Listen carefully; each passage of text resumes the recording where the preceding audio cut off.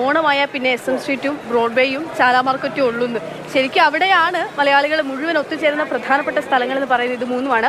അപ്പോൾ SM സ്ട്രീറ്റിൽ മിഠായി തെരുവിലുണ്ട്, ഷെയ്ദുണ്ട്, നമ്മുടെ മുഹമ്മദ് ഷെയ്ദുണ്ട്. ഷെയ്ദക്ക, അവിടെ ഇപ്പോൾ നമ്മൾ മറ്റ് ജില്ലകളിലെ മറ്റു നാട്ടിലൊക്കെ ഓണത്തിരക്കൊക്കെ ഇങ്ങനെ കണ്ടിരിക്കുകയാണ്. കണ്ടിങ്ങനെ കയറി വടക്കെത്തുകയാണ്. വടക്കെത്തുമ്പോൾ എന്താണ് കോഴിക്കോട്ടെ SM സ്ട്രീറ്റിൽ തിരക്കിൽ എന്തെങ്കിലും മാറ്റമുണ്ടോ, കുറവുണ്ടോ, കൂടുതലുണ്ടോ? അവിടെ എപ്പോഴും തിരക്ക് തന്നെയാണ്, പറഞ്ഞോളൂ. പക്ഷേ പറഞ്ഞ പോലെ എല്ലാ ദിവസവും ഓണം തന്നെയാണ്. പക്ഷേ എല്ലാ ആഘോഷകാലങ്ങളിലും SM സ്ട്രീറ്റിൽ പ്രത്യേക തരത്തിലുള്ള ഉണർച്ചയുണ്ടാകും. ഇപ്പോൾ നമുക്കിപ്പോൾ ഉത്രാടപ്പാച്ചിലാണെന്നൊക്കെ പറയാം. പക്ഷേ ഈ SM സ്ട്രീറ്റിലൂടെ നമുക്കൊരു ആളുകൾക്ക് ഇഴഞ്ഞു നീങ്ങാൻ മാത്രമേ കഴിയുന്നുള്ളൂ. ആ തരത്തിൽ ദൃശ്യങ്ങളിൽ കാണാം ഈ ആൾക്കൂട്ടം ഇങ്ങനെ നിൽക്കുകയാണ്.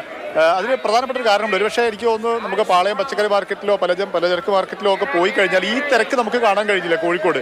കാരണം കോഴിക്കോട്ട് ഒരു പ്രത്യേകത അറിയാലോ, സദ്യയൊക്കെ അല്പം കേമം അല്ലെങ്കിൽ പോലും പകിട്ട് കുറഞ്ഞാൽ പോലും ഫാഷനും ട്രെൻഡും വസ്ത്രത്തിൽ ഒരിക്കലും അത് കുറയാൻ പാടില്ല എന്നുള്ളതാണ് കോഴിക്കോട്ടുകാരുടെ ഒരു ഉറച്ച നിലപാട്. അത് എല്ലാ ആഘോഷങ്ങളും അങ്ങനെ തന്നെയാണ്. അതുകൊണ്ട് തന്നെയാണ് SM സ്ട്രീറ്റ് ഇവിടെ നിറഞ്ഞ് കവിഞ്ഞ് നിൽക്കുന്ന സാഹചര്യമുള്ളത്. ഇതിൽ ഏറ്റവും കൗതുകമുള്ള കാര്യം നമുക്ക് പലപ്പോഴും കാണാറുള്ള പോലെ SM സ്ട്രീറ്റിലെ കടകളിലേക്ക് ആളുകൾ ഇങ്ങനെ വന്നുകൊണ്ടിരിക്കുകയാണ്. അപ്പം ആളുകൾ കൺഫ്യൂഷൻ, ഏത് കടയിൽ കയറണം എന്നുള്ള സാധനം.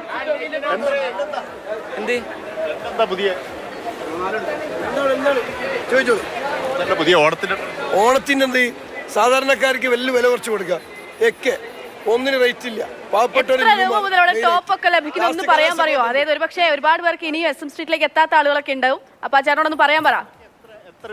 ടോപ്പ് 4 ടോപ്പ് 500 രൂപക്ക്, 2 ടോപ്പ് 500, 4 ടോപ്പ് 500.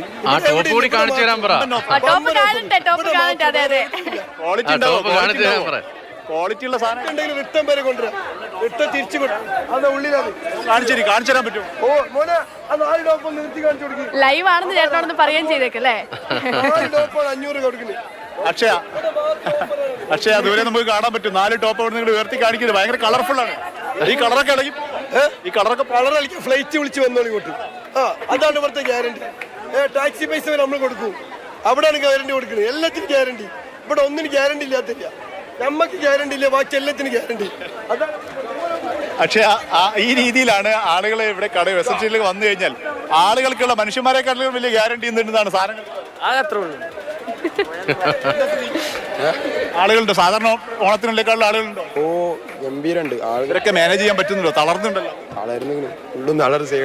ഗംഭീരമായിട്ടുള്ള കാഴ്ചകളാണ് രതീഷേട്ടാ നമ്മൾ കണ്ടുകൊണ്ടിരിക്കുന്നത്. വളരെ മനോഹരമായ പ്രതികരണങ്ങൾ.